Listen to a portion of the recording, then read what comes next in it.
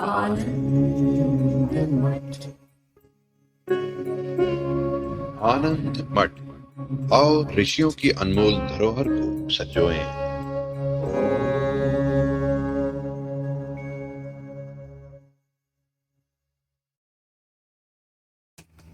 जी,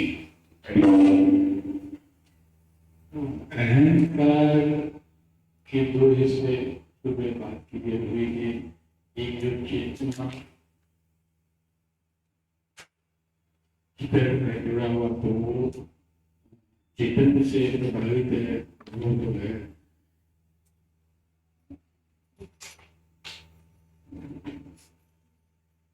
कर्ता और दूसरा है उपकरण। तो ये उपकरण है जो मलिन हो जाता है इंद्रियों की और मन की और इंद्रियों की सब उसकी संगत में।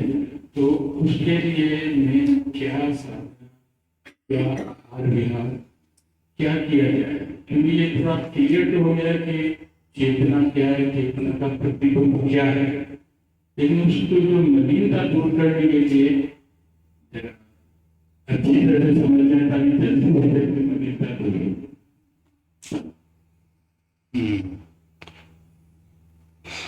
प्रश्न ये है कि अंतःकरण को निर्मल कैसे किया जाए, है ना?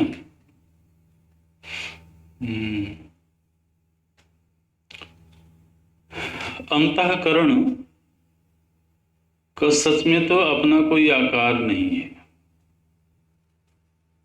वो जिससे जुड़ता है उसी का आकार धारण कर लेता है। जैसे जल का अपना कोई आकार नहीं है, जिस पात्र में रख दें उस पात्र का ही उसको आकार मिल जाता है। ऐसे ही यह अंतःकरण जिसका ध्यान करता है तदाकार होता है। मलिन वस्तु का ध्यान करेगा तो मलिन होगा, निर्मल वस्तु का ध्यान करेगा तो निर्मल होगा।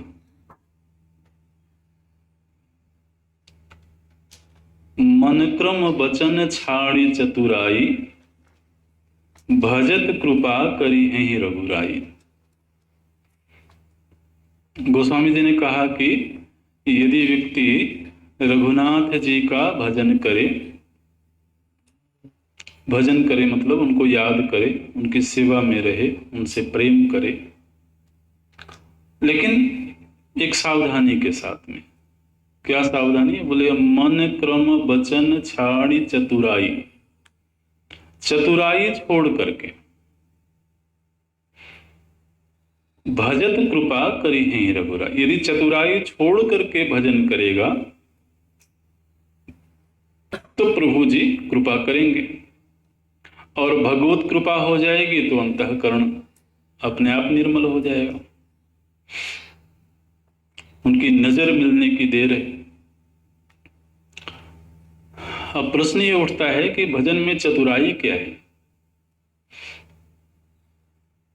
चतुराई ये है कि हम मंदिर में जाकर कहें कि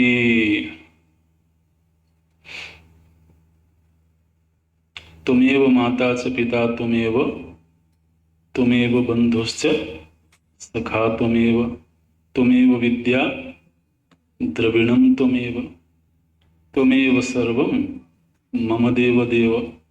ये प्रभु जी से जाके कहा, और ऐसा कहने के बाद फिर प्रभु जी से कहा कि जरा हमारा व्यापार ठीक कर दो।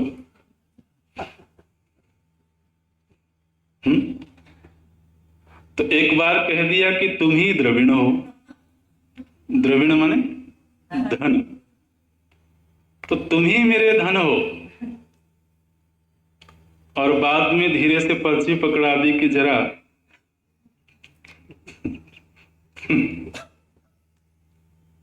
हमने जाकर के कहा कि तुम ही मेरी माता हो, और फिर धीरे से कह दिया माता जी बहुत बीमार हैं, जरा ठीक कर दो। तो इसको बोलते हैं चतुराई,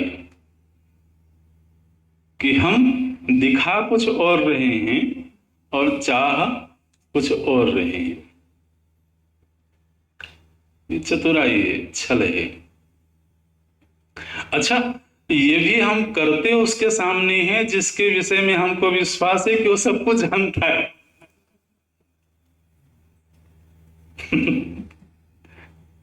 एक तरफ यह श्रद्धा भी है कि तुम तो सब कुछ जानते हो, और साथ में हम ऐसा व्यवहार भी करते हैं।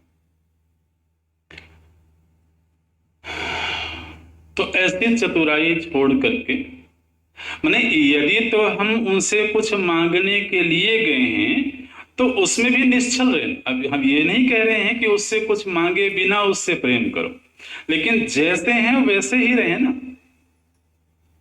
अगर हम सकाम होकर के गए हैं तो खुल करके कहें कि मैं सकाम हूं। निष्काम होकर के गए हैं तो खुल करके कहें।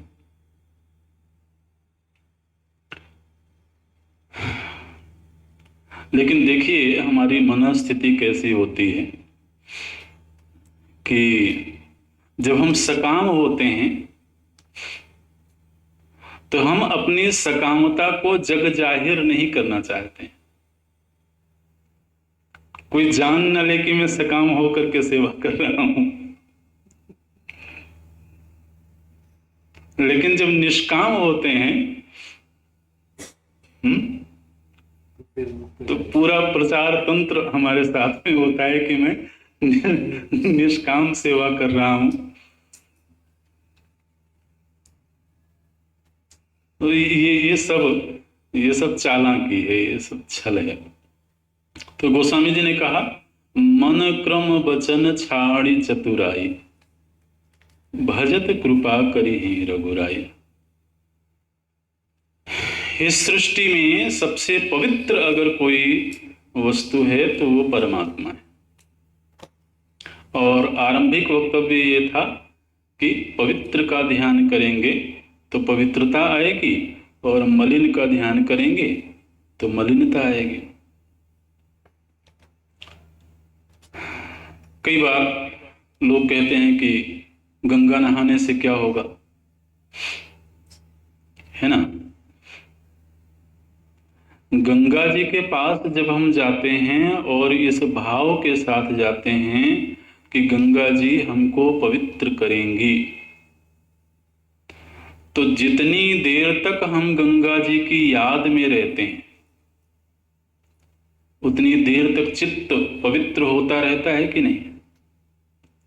स्नान करने से पहले ही चित्त पवित्र होना शुरू हो गया, क्योंकि हम ऐसी वस्तु का ध्यान कर रहे हैं जो पवित्र करने वाली है। स्थूल बुद्धि के लोगों को ये बातें समझ में नहीं आती कि शरीर को नहलाने से मन कैसे पवित्र होगा। जरूर होता है, क्योंकि वहां केवल शरीर नहीं है, वहां एक भाव है, वहां एक श्रद्धा है, और वो श्रद्धा हमारे चित्त में उनको याद रखती है।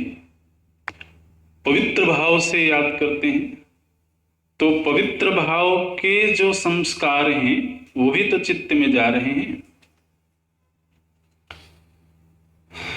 तो चाहे वो संत हों, शास्त्र हों, तीर्थ हों, भगवान के कोई विग्रह हों, मंदिर हों, भगवान की लीला हो, जो कुछ भी पावनकारी है,